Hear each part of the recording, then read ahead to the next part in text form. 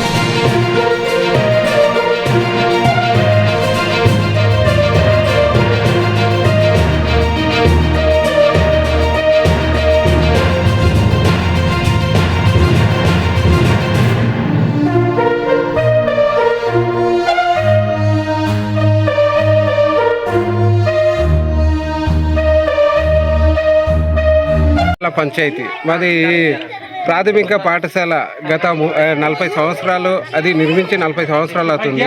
అక్కడ ఒక 50-60 మంది పిల్లలు చదువుకుంటున్నారు. అది ఈ నిర్మించి 30 సంవత్సరాలు 40 సంవత్సరాలు అయిపోయి అది పెచ్చులుగా ఊడిపోయి అది రేపు మాపు పడిపోయేటట్టు ఉన్నాయి.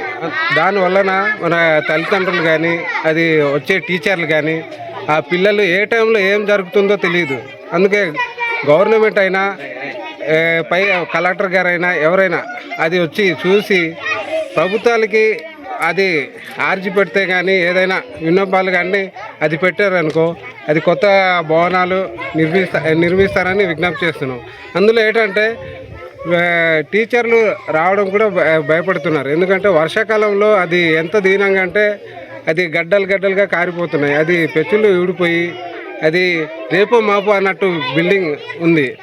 ఆ తల్లిదండ్రులు కానీ గ్రామస్తులు కానీ ఇంత మేము ప్రభుత్వానికి కానీ కలెక్టర్ గారు కానీ ఇది స్పందిస్తారని మన కూటమి ప్రభుత్వం వచ్చి స్పందిస్తారు కదా. కొత్త స్కూల్ బిల్డింగ్ కోసం మనకు ఈ నిధులు కానీ ఏదో చిన్నదైనా కట్టిస్తారని కోరుకుంటున్నాం.